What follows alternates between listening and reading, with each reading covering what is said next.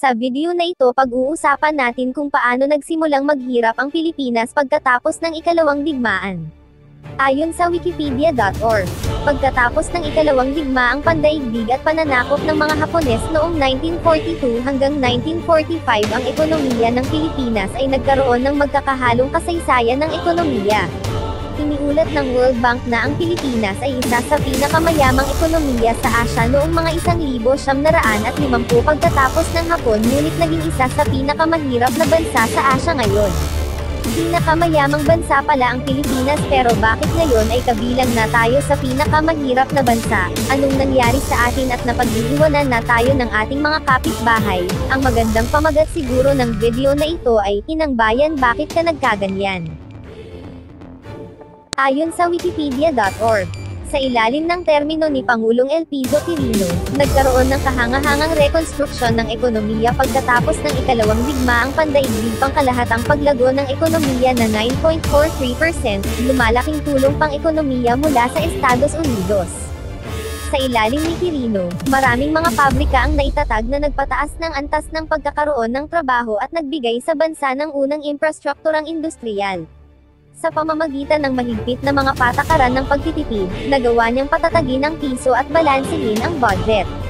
Pinalawig ni Quirino ang mga sistemang irigasyon, ipinatayo ang mga plantang hydroelectric sa Talong Maria Cristina at Bulacan upang lutasin ang problema sa kuryente sa Luzon, pinabuti ang mga lansangan, itinatag ang Bangko Sentral at pagbabangkong rural na nagpapautang sa mga magsasaka at negosyante. Nilikha ni Quirino ang Social Security Commission at ng President's Action Committee on Social Amelioration na nangangasiwa sa pagbibigay ng tulong, pautang, at kaginhawaan sa mga mahihirap na mamamayan. Ang kanyang programa ay pinabibilangan ng insurance para sa kawalang trabaho, pagtanda, aksidente at kapansanan, kalusugan, pangina at pagpapaginhawa ng Estado. Maraming nagawa si Quirino, kaya pala ang Pilipinas noon ay kabilang sa pinakamayamang bansa sa Asya noon.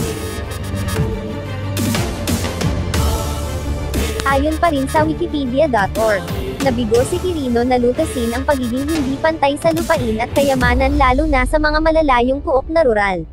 Ang problemang ito ang faktor na nagtulak sa paghihimagsik ng hukbalahap. Kung nagustuhan mo ang video na ito ay huwag mong kalimutan i-hit ang subscribe button at i-click ang notification bell para lagi kang updated sa mga ganitong video.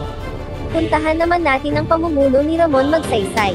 Bilang Pangulo, nilinang ni Pangulong Ramon Magsaysay ang malapit na pakikipag-ugnayang ekonomiko at panseguridad ng Pilipinas sa Estados Unidos. Ang paglago ng ekonomiya ng Pilipinas ay 7.13%. Dahil sa malubhang pagiging hindi pantay ng pamamahagi ng mga lupain at kayamanan sa mga mahihirap na mamamayan, nagpakilala siya ng mga reforma sa lupain, ngunit ang mga ito ay patuloy na hiniharang mga konserbatibong kasapi ng Kongreso ng Pilipinas na may-ari ng mga lupain. Ayon pa rin sa wikipedia.org, nagawang makakuha ni Magsaysay ng mga tirahang lupain para sa mga walang tahanang magsasaka, nagawang pabagsakin ang presyo ng mga bilihin at nagawang hatiin ang mga malalaking estadong lupain. Talagang magaling ang mga naunang presidente, na si Elpidio Quirino at Ramon Magsaysay. Makikita natin ang paglago ng ekonomiya ng bansa at patuloy ang pagyaman ng Pilipinas sa Asya. Ang tanong na lang, kaninong presidente naghirap ang Pilipinas?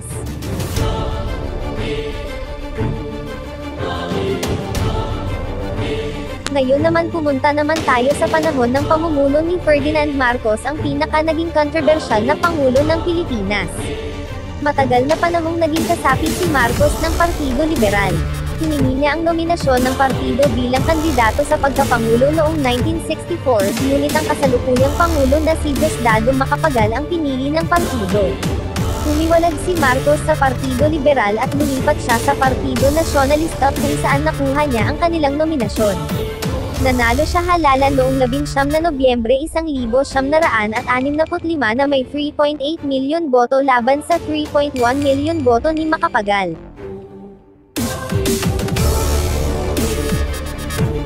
Ayon sa wikipedia.org, ang kanyang unang termino ay minarkehan ng papalaking industrialisasyon at paglikha ng mga infrastructure sa buong bansa gaya ng North Luzon Expressway at Maharlika Highway. Ito ay ginawa ni Marcos sa pamamagitan ng paghirang ng isang gabinete. Sinimulan ni Marcos ang pagpapatayo ng mga lansangan, tulay, paaralan, at mga health center na sinasabing nagbigay ng mga benepisyong pork barrel para sa kanyang mga kaibigan. Ang produksyon ng kanin ay nasa kasagsagan nito na humantong sa pagiging sapat ng kanin sa bansa at nagawang makapagluwas ng kanin na nagkakahalagang 7 milyong dolyar. Ito ay nangyari dahil sa tulong ng mga pundasyong Rockefeller at Ford Foundations na dinala ni Marcos ang Rebolusyong Berde sa Pilipinas. Itinatag ng mga pundasyong Rockefeller at Ford ang International Rice Research Institute sa Los Baños, Laguna, kung saan direktor ang Amerikanong si Dr. Robert Chandler at pangunahing rice breeder ang Amerikanong si Dr. Henry Beachel.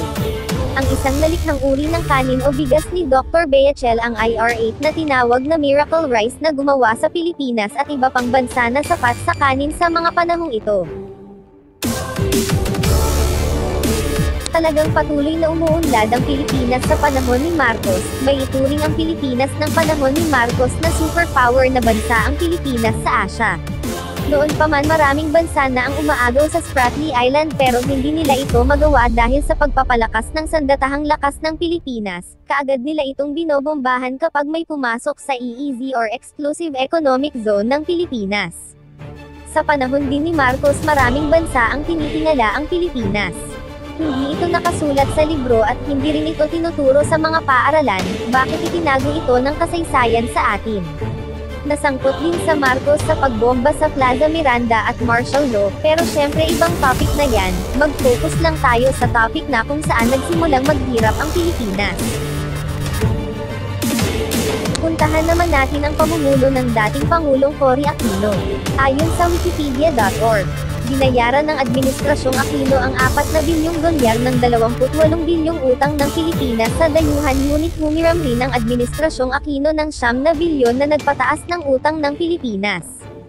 Sa ilalim ng pamumuno ni Aquino mula 1986 hanggang 1992, ang average pagbaba ng GDP ay 3.4%. Noong 1989, ang Administrasyong Aquino ay pinautang ng IMF ng 1.3 bilyong dolyar sa kondisyong ang liberasyon ng ekonomiya ay ipagpapatuloy nito at pagsasapribado ng mga industriyang pag-aari ng pamahalaan. Ang ekonomiya ay bumaba ng 3.4% sa kanyang unang taon sa opisina ngunit ang pagtatangkang ko noong 1989 ay nagsanhi ng pagtigil ng paglago nito. Ang pagbaba ng ekonomiya ay may average 3.8% sa buong 6 na taon ng pamumuno ni Aquino. Bakit bumababa ang ekonomiya ng bansa sa pamumuno ni Cory Aquino, samantalang sa pamumuno ni Elpidio Quirino, Ramon Magsaysay at Ferdinand Marcos ay patuloy ang pagiging superpower ng Pilipinas?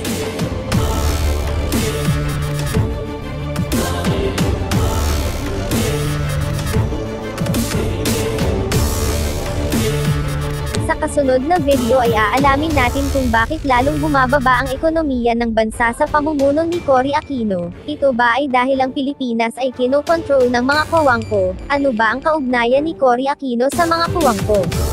Kung bago ka pa lang sa channel na ito at nagustuhan mo ang mga ganitong video, please subscribe at i-click mo na rin yung notification bell para lagi kang updated sa mga ganitong video.